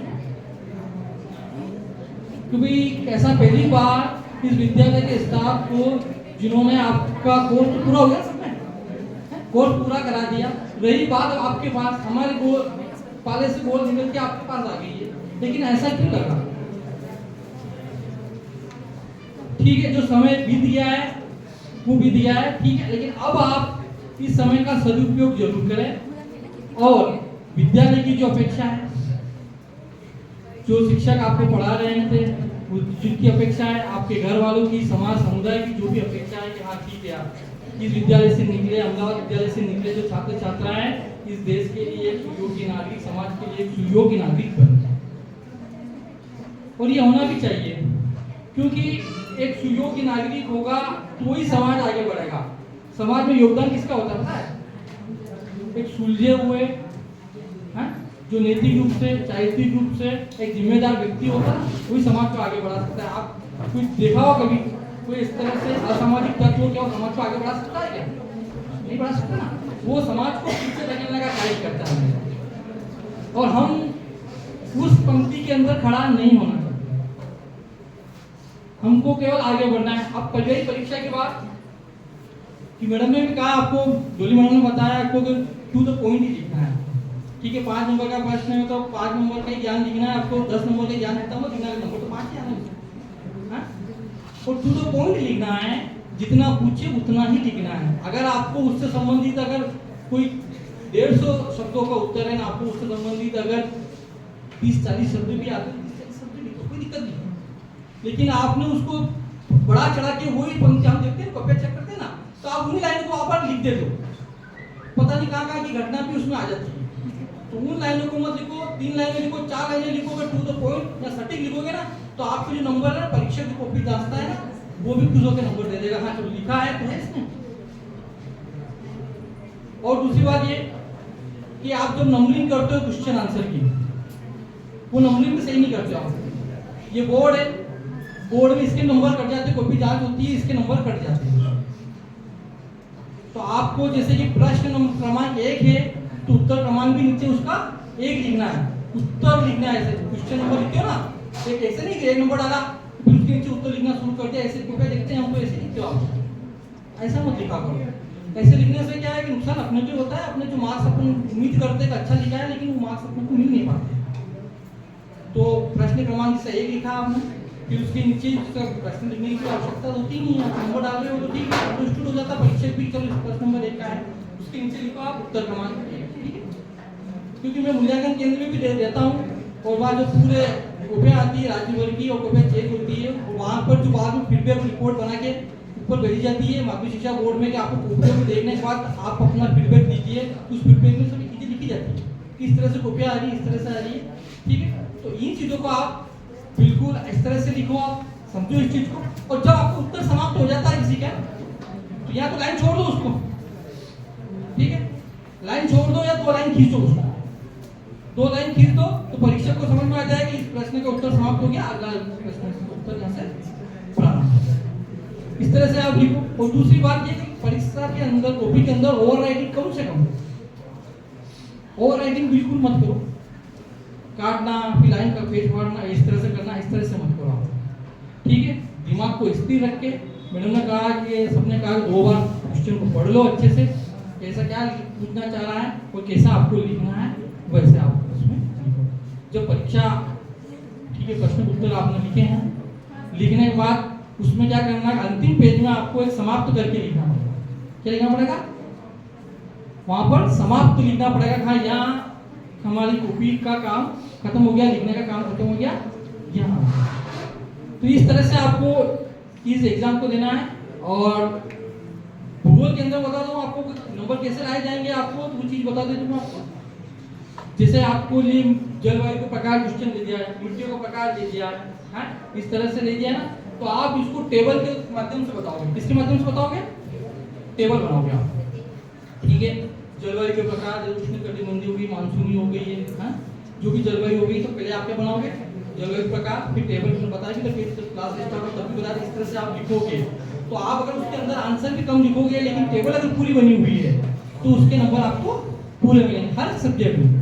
पॉलिटिकल के अंदर भी है ये, आप हिंदी के अंदर सर से पूछना हिंदी के अंदर वो कैसे लिखा जा सकता है, तो हिंदी का मुझे नॉलेज में, हिंदी मेरी हमेशा वीक रहेगी, ठीक है। तो इन चीजों को आप और भी आप चाहो तो जो बोर्ड के जो इंटेलिजेंट जो मेड में आए हुए हैं, उनकी कॉपी माध्यमिक शिक्षा बोर्ड की साइट में भी डली हुई पड़ी। आप चाहो तो कॉपी की एक प्रिंट निकाल के मैं आपको अवेलेबल करा दूंगा, आप उस कॉपी को भी देख सकते हो। कि उन्होंने कैसे आंसर लिखे हैं, किस तरह से कॉपी में लिखो तो उनके मार्क्स आए हैं। यही बात ये चीजें आपको ध्यान में रखने की है। और जिस कार्यक्रम को बहुत ही शानदार रूप से आपने आयोजित किया है, कक्षा 11 के जो विद्यार्थी है वो बहुत बहुत धन्यवाद के पात्र हैं, क्योंकि ये मेरे आने के बाद हम सभी पहली बार देख रहे हैं किस तरह से ये सजावट की, मंच की सजावट के लिए आप लोगों ने कार्यक्रम का संचालन भी कर रही है बालिका। ये भी बहुत अच्छा लग रहा है कि कार्यक्रम संचालन बालिकाएं कर रही है और आप सब बहुत सुंदर रूप से तैयार होते हुए आए। ऐसी सुंदर रूप से आप परीक्षा में रिजल्ट भी स्कूल का आप इसी तरह से आप रखें, ये अपेक्षा हमारे सभी की रहती है। और आप जब 11वीं में थे, एक बात बताऊं फिर बोलूं मैं, आप जब 11वीं में थे आपने क्या किया था? हाँ, कहाँ किया था? आपको तो आपको इधर किसने दी थी पहले? आज अच्छी दी थी ना,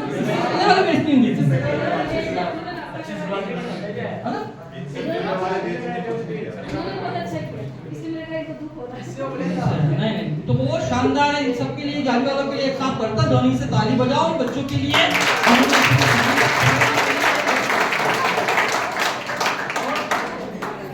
मुझे अच्छा लगा आप सभी का, और जो श्वेता आई थी यहाँ सभी स्टाफ के लिए, सभी एक विद्यार्थी के लिए पर्टिकुलर उसने जो उपमा दी, संबोधन दिए हैं, जो विशेषण दिए हैं वो सटीक है, उसमें कोई कमी नहीं। मेरे फोन आते हैं, निकल जाता हूँ क्लास से बाहर, मानता हूँ चीजों को, ठीक है, हर जगह की जो थी वो सटीक चीजें थी, ऐसा कुछ नहीं थी।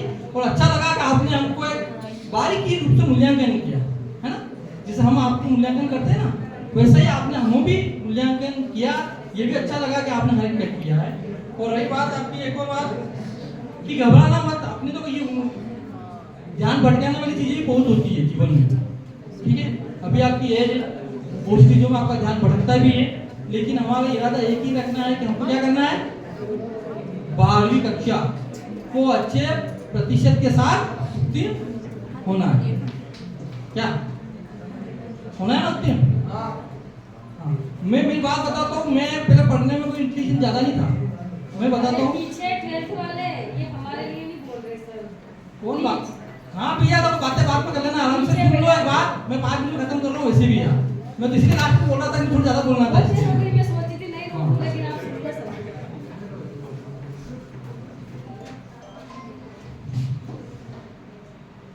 ललिता मैडम अपनी भूमिका निभाते हुए हैं। हाँ, डालेंगे ये तो।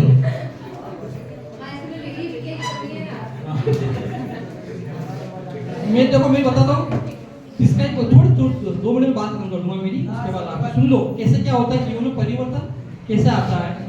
मेरी जो प्राइमरी एजुकेशन में प्रतापगढ़ के अंदर, ठीक है, यहाँ मैं, मेरे पिताजी वो भी शिक्षक थे, राजकीय अपने ग्वालगिरी स्कूल था, ये वो टीचर थे, तो मैं उन्हीं के अंदर में वहाँ पढ़ा।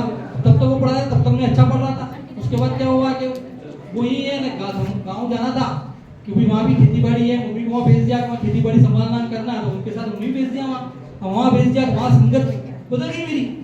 अब संगति जैसे आप लोगों में तो संगति बदल गई, ऐसे मेरे दोस्त बन गए वहाँ। अब वहाँ दोस्त बन गए, 9वीं पढ़ी, कोई मतलब नहीं, 9वीं 2nd डिवीजन पास हो गया, यहाँ 1st डिवीजन स्कूल टॉप प्रधानमंत्री बनाए थे, सब करे थे हमको। वहाँ जाके से कि 10वीं में फिर 2nd, 11वीं में तो पूछना ही नहीं कैसे कैसे करके 11वीं निकाली।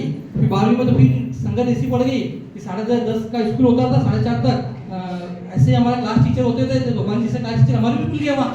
हम क्या करते थे कि 10:30 का अटेंडेंस भरी, 11 बजे 11:15 बजे बस आती थी, उसमें बैठ जाते थे, तो आके दर्पण टाइप के आके उतर जाते थे। और ये घटना मुझे किसने बताया? आज जब भी मैं नहीं आया, लेट आया ना, फिर मेरा एक दोस्त आया गाँव से, तो उसने पूछा कहाँ जा रहा हो? अभी तो विदेश समझ पूरा 12वीं का, देखो अपने जीवन की घटना याद है कि नहीं है कि अपने कैसे किया था 12वीं क्लास में, तो वो मैं बता रहा हूँ। तो हम यहाँ आते थे और यहाँ से पिक्चर देख चुका के 12 से 3 का शो खत्म करके वहाँ जाके 4 बजे वापिस स्कूल में घुस जाते थे। किसी को कहते थे बेग उठा के हमारे, तो बेग उठा के वापिस घर जाते थे और घर आके पढ़ते थे। तो उस टाइम मैंने जो किताब पढ़ने की होती थी उसमें एक किताब पे एक जिस दिन पिक्चर जो देखी ना मूवी, उसका नाम लिखते थे, ऐसी 78 मूवी देखते थे। तो के अंदर या किसी घर जाके भी देखिए कैसे लिखते थे, ये मस्ती करी हमने। फिर क्या हुआ, अटेंडेंस शो, अभी अटेंडेंस नहीं भरी, अटेंडेंस भी शोर्ट हो गई। हमारे मैडम थे कनक मैडम, कोई जानता हो कनक मैडम, जो कन्या स्कूल में। वो क्लास टीचर थे पॉलिटिकल के, पढ़ाते थे हमको। तो अटेंडेंस शॉर्ट हो गई। अब अटेंडेंस शॉर्ट हो गई तो अब क्या रहे, क्या घर बात पहुंचेगी, पिताजी भी शिक्षक है तो हालत तो बुरी होनी होनी। फिर क्या करें, रजिस्टर गायब करो बारहवीं का। रजिस्टर गायब किया, उठा लिया, अंदर छुपा लिया शर्ट के अंदर, पेन में घुसा के छुपा के निकल तो आ गए 3-4 जने हम। अब करें क्या इसका, तो इसको क्या करो, इसको अपनी गोड़ा बनाया, जलाया, वो दोस्त के वहाँ नाली का पाइप निकलता उसमें उसको डाल दिया। अब ठीक है, 2 दिन 3 दिन हो गए, रजिस्टर ढूंढ रहे, क्लास टीचर रजिस्टर मिल नहीं रहा, रजिस्टर गया कहाँ। फिर ऐसे कोई ईमानदार भी होता है, कोई बता ही देते कि सर उन्होंने करा है काम, वाह घटना हो गई, पता लग गई, ठीक है, हमको प्रेयर में खड़ा करा, तुमने ऐसा किया, माने नहीं, हमने नहीं किया, नहीं माना। फिर अलग अलग एक जनों को लेके चले गए, तो एक ने पूछा कहते तेरा नाम, उसने बता दिया, तो बताओ कौन था, ठीक है उसने बता दिया, तो ठीक था, वो भी था, वो भी थे, आ गए तो। मतलब शिक्षक से कोई बात छुपी हुई नहीं रह सकती, आप चाहे जितने बहाने बना लो, लेकिन शिक्षक तो शिक्षक है, वो पकड़ ही लेते हैं बच्चे के बहाने क्या होते हैं, ठीक है, वही पकड़ में ही गए। अब आगे गए तो पिताजी को बुलाओ, अब पिताजी को घर से बुलाओ तो हिम्मत नहीं हो कि बोले तो घर से शुरू यहाँ तक आइए, अब तो करेंगे क्या, वाह जैसे जैसे करके नहीं माने। प्रिंसिपल चतुर्वेदी जी थे, बहुत स्ट्रिक्ट थे, वो भी भयंकर, वो बच्चे अगर स्कूल से भग भी जाते, कहीं भी जाते तो खेतों खेतों में ढूंढ के ले आते थे। अब बोले क्या हालत बुरी हो गई हमारी, तो जैसे कैसे नहीं माने, पिताजी को बहाना ही पड़ा, पिताजी ने वही सकला तो ले करी। पिताजी ने जब वहाँ प्रिंसिपल से माफी मांगी कि भाई आप ठीक है, मैं माफी मांगता हूँ, मेरी बच्ची की वजह से गलती हुई है, सीधे आप जैसे जैसे करके इसको निकालो, जैसे करो ठीक है। तो प्रिंसिपल ने कहा कि मैं इसको एक सर पे छोड़ेंगे इनको कि ये बताए, अब 3 महीने बच्चे इनके पास, 3 महीनों के अंदर ये मतलब पास ही नहीं होना, इनको फर्स्ट डिवीजन आके बताना पड़ेगा, तो मैं इनको बख्शूंगा। ये चीज लिख के लो, मेरे से इनसे लिखवा के लो, और आप भी प्रॉमिस करो सर पिताजी से कि आप भी प्रॉमिस करो इस चीज का, आप भी ध्यान दोगे, ये करोगे, ठीक। अब करेंगे पिताजी, जब घर का पिताजी अगर माफी मांगते हो, ये सबसे बड़ा कि अपने लिए कौन सी स्थिति हो जाती है, माँ बाप को आकर स्कूल में आके माफी मांगनी पड़ रही हो, ठीक है। पिताजी माफी, मुझे उस दिन बहुत बुरा फील हुआ, और फिर हमने उस दिन के बाद फिर मैं सोचा मैं जीवन को अब बदले इस चीज को, ठीक, मस्ती बहुत कर ली सब के लिए, फिर पढ़ाई करे, और उस दिन बाद 12वीं के बाद जो मैं क्लास में टॉप आया था उस दिन, मतलब उस ईयर, उसके बाद आज दिन तक मेरी गाड़ी कहीं नहीं, ठीक है। हमने जिस चीज को सोच लेते हैं तो हम कर लेते हैं। देखो बुलंदियां खुद ही आपको तलाश कर लेगी, अवसर आपको मिलेंगे, लेकिन हमको जीवन में कभी भी ना उन समस्याओं को मुस्कुराकर झेल लेना चाहिए, चलो ठीक है। तो आपके लिए भी जो बुलंदियां हैं, बुलंदियां छुएगी आपको भी अवसर मिलेंगे, उन अवसर को आप जरूर बुनाएं, ठीक है। यही मुझे आपको बहुत कहना, और बहुत सारी बातें हैं, समय ज्यादा नहीं है, आप लोगों को भी और भी कार्य करने होंगे। खाना तैयार हो गया क्या वहाँ, तो खींचू मैं, चलने दो। देखो एक बात और एक प्रसंग को याद आ गया मुझे, देखो शिक्षक क्या होता है कि बहाने बनाते हैं ना, आप बहाने बनाते हो, हमें सब पता चलता है बहाने किस तरह के होते हैं, कि सच बोल रहा है कि झूठ बोल रहा है, क्या नहीं बोल रहा है, हमें पता चल जाती है। एक ऐसी एक घटना है, पुणे इंजीनियरिंग कॉलेज है ना, वहाँ की एक घटना थी। मैंने भी पत्र पत्रिकाओं में पढ़ा, आप भी पढ़ते हो, अगर पत्र पत्रिका पढ़ते हो तो आपको भी याद पड़ेगा। तो मैंने उस घटना को पढ़ा कि भी वहाँ पर इंजीनियरिंग कॉलेज के एग्जाम चल रहे थे, सेमेस्टर चलते इंजीनियरिंग कॉलेज में, क्या चलते हैं वहाँ पर, सेमेस्टर चलते हैं। तो उन सेमेस्टर में क्या, जैसे कि एग्जाम प्रारंभ होगा, 2 दिन बच्चे एग्जाम प्रारंभ होने वाले, और उससे पहले ठीक है 4 दोस्त हैं, उन 4 दोस्तों ने क्या करते, एग्जाम प्रारंभ हो रहे थे, अपन ऐसा करा कि मस्ती करने चलते पुणे है, पुणे से मुंबई पास ही पड़ता है, तो अपन मुंबई चले वहाँ मस्ती करेंगे, आराम से डिस्को बार देखेंगे, नाचेंगे, फिर आ जाएंगे अपन। अब ठीक है, अब वो वहाँ से अगले दिन एग्जाम है, एक दिन पहले वहाँ चले गए, ठीक है, एक दिन वहाँ चले गए। अब आते आते कि रात भर उन्होंने बहुत मस्ती करी, वो जो डीन है वहाँ का पुणे का, उसका लेखता वो कि उन्होंने बहुत मस्ती करी, और आते आते क्या हो, 3 बजे फिर हॉस्टल में पहुंचे। 3 बजे हॉस्टल में पहुंचे, सुबह 8 बजे से एग्जाम प्रारंभ होना था, लेकिन उनकी नींद नहीं खुली, तो फिर वो भागते नींद खुली, तब एग्जाम तो स्टार्ट होने वाला है, भागते वहाँ गए, वहाँ गेट बंद हो गए थे। फिर उन्होंने डीन को हाथ जोड़े सर हमको एग्जाम में ले लो। हमारे क्या हो गया, दोस्त था बीमार था, तो उसको लेके हम वहाँ बताने गए थे, इतने गाड़ी पंचर हो गई, कहाँ लेके गए थे, गाड़ी पंचर हो गई, तो उसको हम पंचर देखने वाला कोई नहीं मिला, इसलिए हम रात में लेट हो गए। अभी पहुंचे सर कैसे करके हम गाड़ी करके यहाँ आए हैं और एग्जाम देने लो, ठीक है। डीन समझ गया कि चलो ठीक है यार बच्चों की समस्या होगी, लेकिन वो भी डीन थे। उन्होंने कहा ऐसा करो कि आपका एग्जाम अब हो गया, एग्जाम चल गया, आपका एग्जाम ऐसा करेंगे आप 8 दिन बाद आपका एग्जाम ले लेंगे। कितने दिन बाद ले लेंगे? ठीक है, अब 8 दिन बाद आपका एग्जाम ले लेंगे, ठीक है। 8 दिन उन्होंने बच्चों ने अच्छी तैयारी करी, ठीक है। 8 दिन का समय मिल गया अपने को, अब तो अपनी तैयारी कर ही लेते। तो 8 दिन बाद जब समय आया पेपर, और उन चारों को अलग अलग कमरों में बिठा दिया। क्या बिठाया हमको? एक अलग अलग कमरों में बिठा दिया चारों को, ठीक है। और पेपर दे दिया 100 नंबर का, क्वेश्चन दिए केवल 2। क्या दिए क्वेश्चन? एक तो लिखा कि तुम्हारा नाम क्या, और दूसरा कि उस गाड़ी का कौन सा पहिया पंचर हुआ। क्या हुआ था? तो तुम्हारा नाम क्या? एक क्वेश्चन था 2 नंबर का ना, तो गाड़ी का पंचर वाला था 58 नंबर का, ठीक है। 100 नंबर का क्वेश्चन दिया उन्होंने। अब सब वो जब पेपर उनके पास गया तो सब कौन लिखे, अरे यार झूठ बोला था, गाड़ी का पहिया मैं अगर आगे वाला बताऊं, वो अगर पीछे वाला बताए, जो इधर दाएं वाला बताए, वो अगर बाएं वाला बताए, तो बात है। तो फिर वो वहां से उठे और डीन के पास गए, माफी मांगी, सर हाँ हमने झूठ बोला था, हमने मस्ती करी थी, हम उस दिन पार्टी करने चले गए थे मुंबई, और उसके बाद हम लेट हो गए थे, नींद नहीं खुली, इसलिए दिन ने भी यही कहा कि देखो शिक्षक होते हैं, शिक्षक से कभी भी कोई विद्यार्थी किसी प्रकार की बात छुपानी नहीं चाहिए, और किसी प्रकार के आपको कोई बहाने नहीं करने चाहिए। बहाने आप जो बनाते हो ये हम समझ जाते हैं कि आपके बहाने कैसे होते हैं, ठीक है। ये सारी चीजें आपको ध्यान रखनी चाहिए, क्योंकि आप भविष्य के और नए पद की ओर अग्रसर होने वाले हैं, तो आप इन चीजों को ध्यान रखें। हमने हमारी तरफ से जो बनता है, जितना भी आपको हम दे सकते हैं उतना सब हमने देने की कोशिश करी है। अब आप जिम्मेदारी आपकी है, अब आप परिणाम आपके ऊपर निर्भर करता है कि आप कितना आप इस विद्यालय को दो, क्योंकि हमेशा इस विद्यालय का पिछला जो परीक्षा परिणाम रहा है जिले में टॉप रहा है, ठीक है। आप ही की वजह से विद्यार्थियों ने इस विद्यालय को शोभा बढ़ाई है। पिछली बार सीडीओ साहब खुद आए थे यहाँ, तब उन्होंने रिजल्ट के बारे में पूछा, 10वीं का रिजल्ट 12वीं का रिजल्ट, तो दोनों हमने बताया था कि 100% रिजल्ट रहा, तो तारीफ करके गए थे। तो ऐसी तारीफ हमें वापस मिले, इस विद्यालय को मिले, आप ही के गांव को मिले, ऐसी उम्मीद हम सब करते हैं। धन्यवाद, जय हिंद, जय भारत।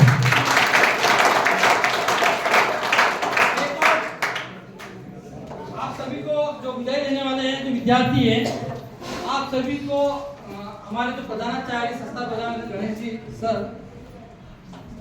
इन्होंने भी चिंता रखी कि देखो कई बच्चे के पास पेन नहीं हो, कभी पेन मांगते रहते हैं। इन्होंने देखा, क्लासरूम में देखा, कोई लिखने वाला आपको पेन नहीं मिलता, कभी उधर से पेन मांगते रहते हैं। इन्होंने इस चीज को बारीकी से देखा, और आप सभी के लिए स्पेशली गणेश जी सर ने आप सभी भाग्य वाले विद्यार्थियों के लिए ये पेन उपलब्ध कराया है कि आप इस पेन से कॉपी के अंदर लिखो और अच्छा मार्क्स लेके आए।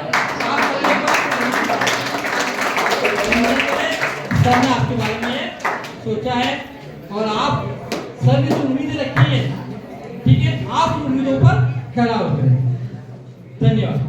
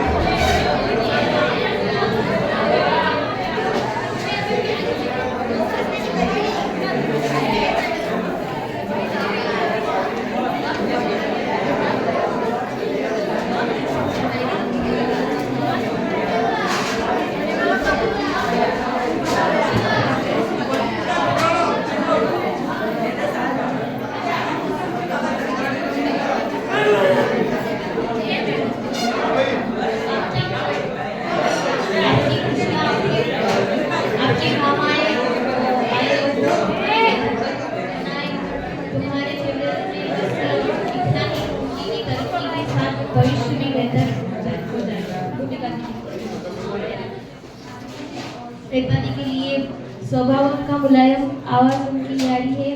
अब उनके बारे में क्या ही कहूँ, वह तो खुद इतनी प्यारी है।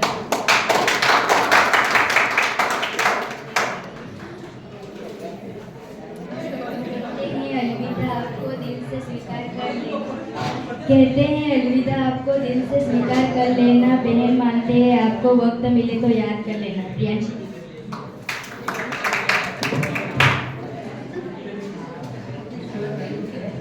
सामने हो मंजिल तो रास्ता मत मोड़ना, कदम कदम पर मिलेंगी मुश्किलें आपको, बस सितारे छूने के लिए जमीन मत छोड़ना। चल चल लिख।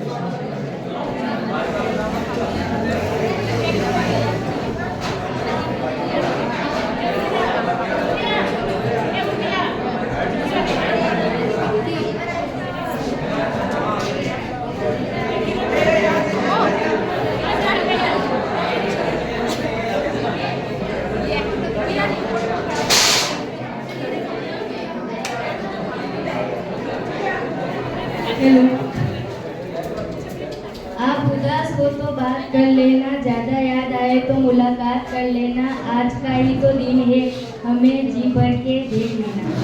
रुचिका दीदी।